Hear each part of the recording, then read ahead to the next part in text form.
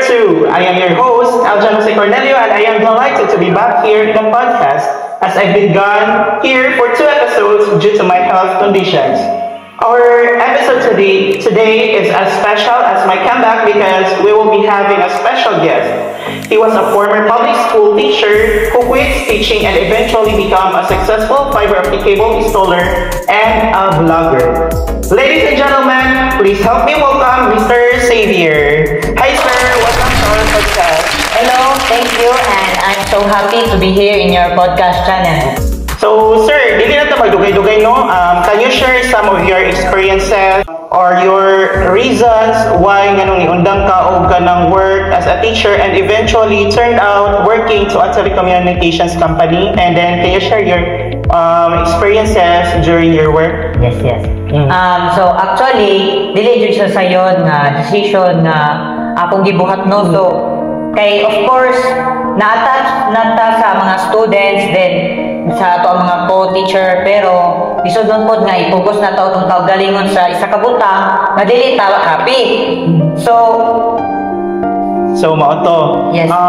Dili jud ay lalim ang decision making na imong gi-answer no. So well, continue this one later na sa imong mga reasons, and then for now mga yun lang yung insights about the air assisted installation. Kay you know, educational din ang atong content, and then happy mi nga ikaw nga mo ang na-guest kay ikaw usa ka former teacher, and then educational lagi ang ato ang kanang content, and I know nga master ka ani in terms of education. So, air-assisted installation is a process wherein fiber optic cable is inserted to a cable duct by the use of compressed air, but main medium is blowing equipment. So, muna siya ang air-assisted. Okay, thank you sir. No? So, it is about blowing the fiber optic cable through using blowing equipment, no? Yes. So, napod na siya ay 2 techniques.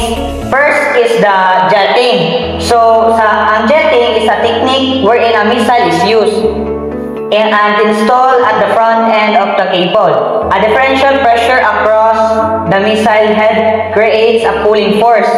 On the other hand, blowing is a technique where it does not use an object, but the pulling force of the cable is due to fluid drag of air rushing along the cable.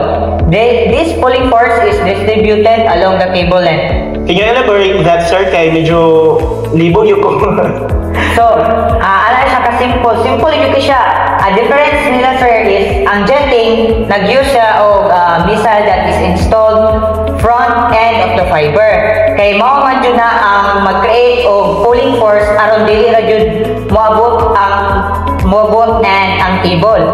While ang blowing, nag-relay siya sa compressed air na mao'y mag-push sa cable until the end of the cable duct. Okay. Pero sir, dili na kaya na siya delikado for the fiber cable na isulod dito sa duct? Actually, natay ginatawag na DIT or duct integrity testing. So, kini siya na process is done to prove that the installed duct is ready to use for blowing from one handhole or manhole to another. First step is the air test. So, simple lang, i-blow ang duct na wala pa cable to ensure if there is no leakage na possible maagian if cable is being installed. So, ang next is foam sponge test. Foam sponge times 2 ang inner diameter than the duct and 100 mm. Inlet is blown after being inserted to the duct. If mugawas na siya nga clean as what I've seen when inserted, so then the duct is ready for blowing. While if mahugaw ang sponge inigawas, we need to repeat the process until clean na ang mugawas na sponge from the duct. So, pero diri sa sponge test, kailangan nato i-avoid ang friction mao ang paggamit og lubricant diri nga test. As in sir, ma-push ba yun ay ng sponge sir nga dako-dako biya na kay, as you have said earlier, 2 times than the inner diameter sa duct ang sponge nga ato ang i-insert sa cable duct? So, yes sir. Kay naman na siya yung minimum nga pressure nga need i-set aron ma-ensure nga ma-push jud ang sponge which is 10 bars. And then, after sponge test, mandrel test proceed. So, diri sa mandrel test, we need to use 40mm long mandrel made from a nylon or Teflon.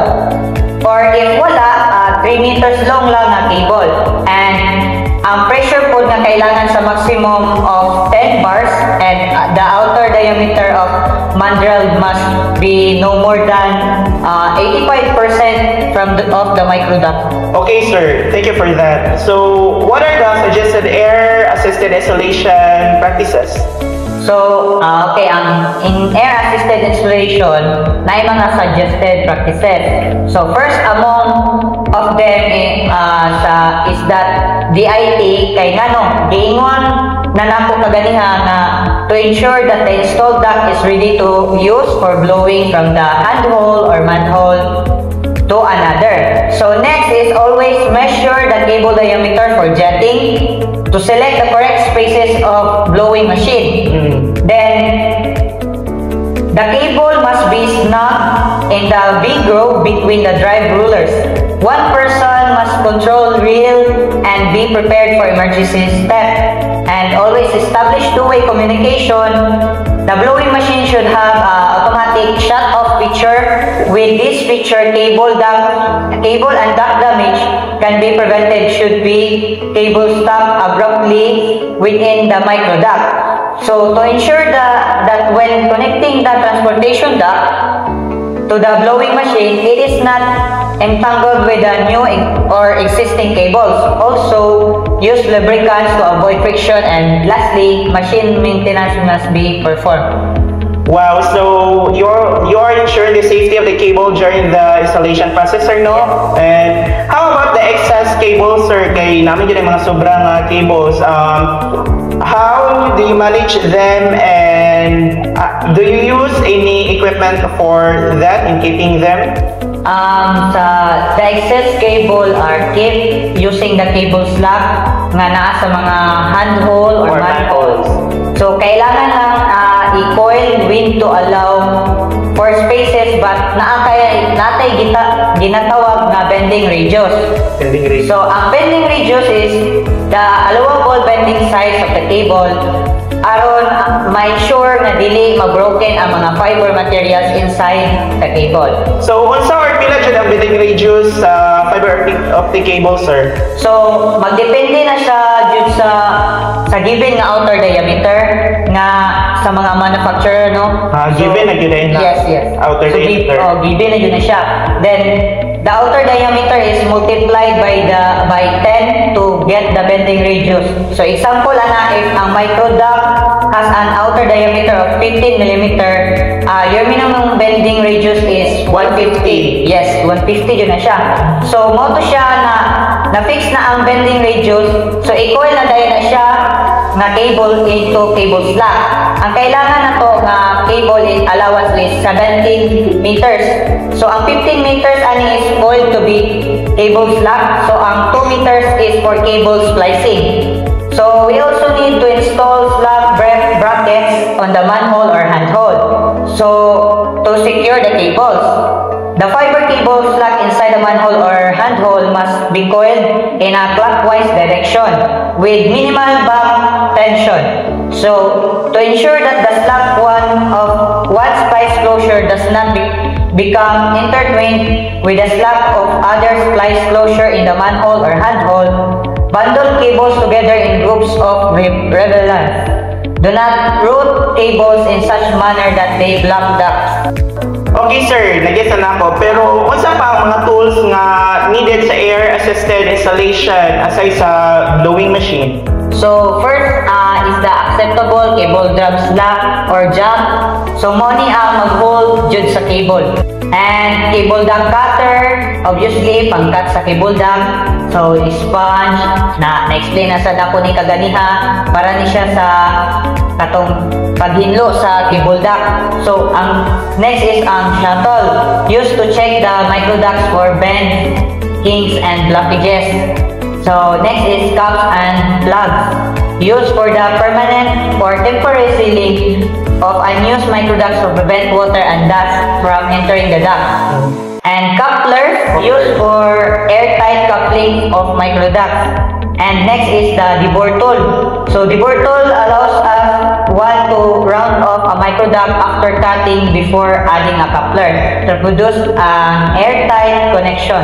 And last is the locking tool. So gamit ni siya to firmly lock the microduct into a connection.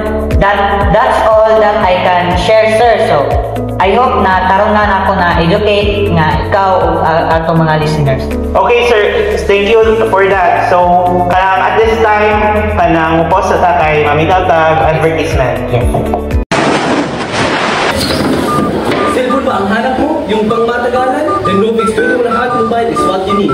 Keep anxiety at bay with a bigger battery that lasts longer and power-saving technology. Reliable, durable, and remarkable for only 29,999 pesos.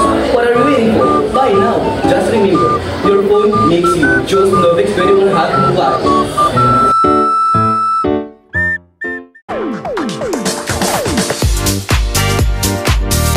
Welcome back to our podcast channel, The Chika with Friends with a Dose of Education. You're still tuning in with your host. I am Elchana Cornelio, and we are still together with our today's guest, Mr. Xavier. So, napagya ko si Sir Guy. So, Sir, thank you so much. Sir, no, nakita na po nga ngayon mag-day ka mag-teacher. Are you sure nga?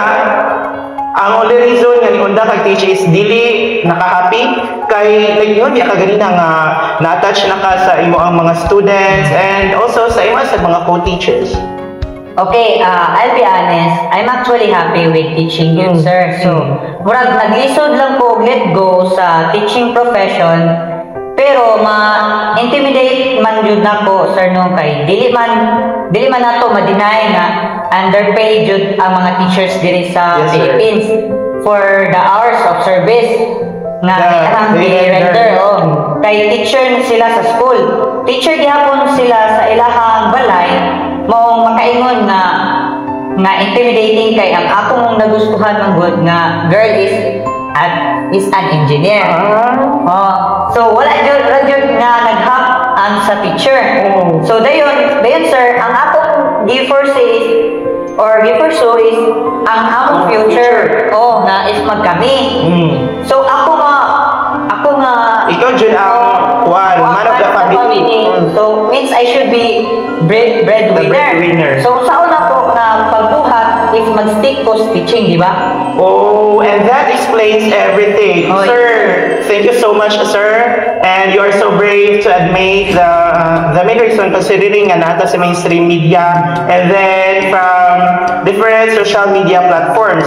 Anyways, can you give any final messages sa atong mga listeners nga pareha nimo na i-face nga pressure and intimidation, and I know your message should be valuable for them seeing your success. I just realized you should be brave enough and be humble. Admit to yourself kung asa ka nagkulang. Pero kung dili nimo kaya i-sacrifice imong passion, ayaw jud kay base mo niya magmahay ka. Kung dili ka pareha ako nga fighting spirit. As in, sir. So dili na lang dai ko magpatuga-tugaan pero anyway, sir, thank you kayo, sir, no, sa imo ang ka-brave nga mo angkon sa imo ang kwan nga magpapaba ka nga. So thank you kayo, sir. Napahanga kayo ko nimo ana, sir. Welcome, India. Ladies and gentlemen, that concludes our podcast episode for today, titled as From Lesson Plan to Fiber Cable Shift Real Quick. Every one of us has a story to tell, like our guest for today. What he went through wasn't easy, and luckily, he succeeded. We can never really tell a person's fate even if we are sure of what we wanted to do for living or for our lifestyle. Once again, this has been your host, Elchana Cornelio, and this is the Chika with Friends with a Dose of Education. Sir, thank you kayo. Thank you.